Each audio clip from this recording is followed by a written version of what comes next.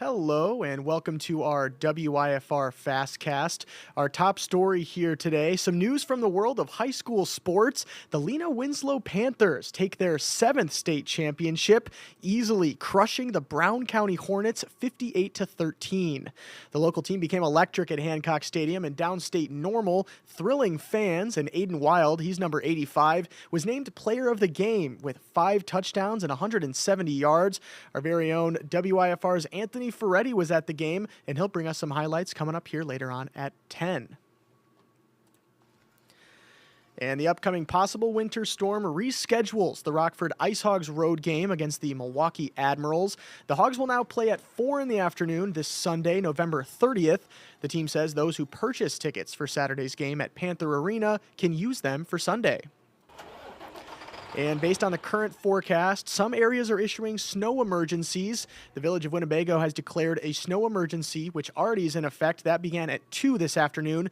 No parking is allowed on village streets until after the snowing stops. And then the City of Sterling also issues a snow emergency. That'll begin tonight at 6 until the conclusion of that snowfall. Parking isn't allowed on those snow routes, and odd and even parking restrictions will be in place there. And then, of course, the City of Beloit also issues a snow emergency. That began at noon. And residents can find approved off-site parking if you're heading there on beloitwi.gov. When it comes to taking the holiday tree home, AAA reminds drivers to be extra careful. If the tree isn't secured properly, it could cause a major road hazard. According to a study, nearly 1 in 5 Christmas tree buyers reported their saplings falling during travel. Some tips can be to plan ahead. Ask the tree lot to wrap the tree in order to prevent that wind resistance. Make sure to use a blanket to prevent some scratches and secure that tree tight. And of course, if you plan on attending Stroll on State this Saturday, Go Rockford says the event is happening, snow or shine, although organizers have made a few adjustments. City leaders remind residents to be mindful of where you're parking. Remember, those cars are going to be in the way of the parade and Dasher Dash routes. Of course, you can see that parade route on the screen right now, which starts at 2 in the afternoon, and you're asked to park your car in one of the many municipal surface lots or parking decks downtown. Main Street from Cedar Street North to Chestnut will be closed around 10 Saturday morning for parade setup there. And then later on that night, the Jefferson Street Bridge will also close to traffic from 7:45 to 9 for fireworks. And you can check out those event changes on our website at WIFR.com. And starting at 5 tonight, the City of Beloit will host its Grand Holiday Light Parade in the downtown area. That parade starts at Grand Avenue and 3rd Street. It travels to Grand Avenue, then to College Street. Santa and Mrs. Claus will even make an appearance. They'll be taking pictures after the parade, and there will be fireworks over ABC Supply Stadium at 6:15 tonight. All vehicles from that parade route must be moved by 4 this afternoon. And a little reminder that some cities and towns will host their annual festivities coming up next week.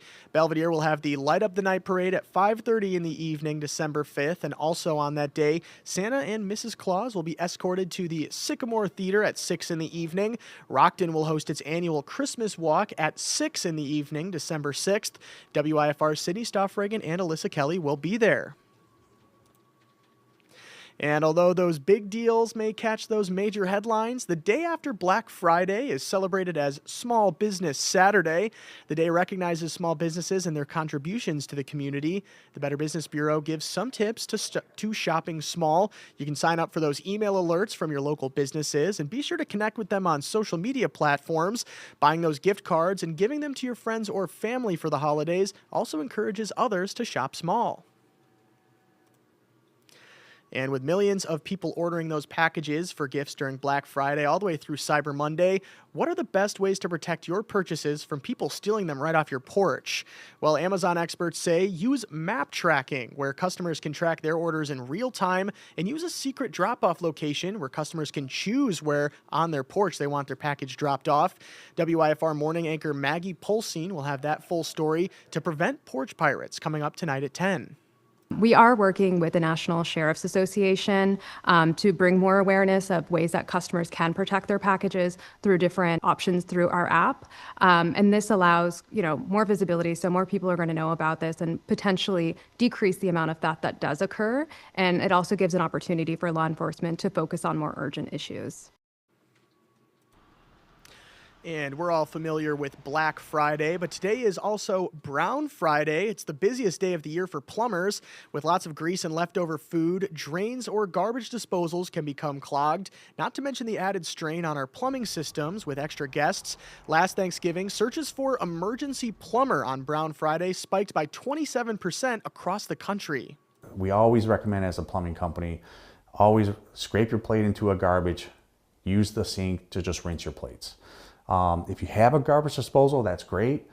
The garbage disposal will handle anything you put down. It doesn't mean it's safe for your pipes. The other thing too is when you do have guests over, make sure they're not flushing baby wipes down, flushable wipes.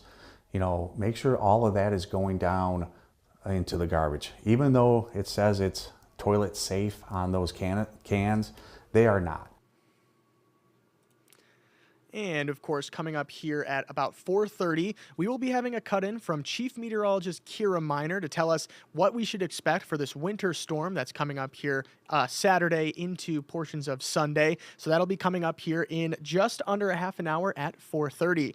Now, that being said, of course, those stories that I mentioned will be coming up in our only show. That'll be at 10 o'clock this evening. But of course, we're always updating on our website as well as our WIFR News app. And the best way to download that app, you're just going to want to head to the App Store on your smartphone. That's either the Google Play Store or the Apple App Store. And you're going to want to download those and accept notifications. And what that's going to do is that's going to put those little alerts there right on your phone that are going to be able to be seen right there from you. We can send those out to you, and all you have to do is just click on those to get a little bit more information. We'll send those out about the severe weather this weekend, any sorts of emergencies, and Stroll on State as well. But of course, we'll be keeping you updated with all that storm coming up here in about less than a half an hour, and of course as well during the WIFR News update at 10.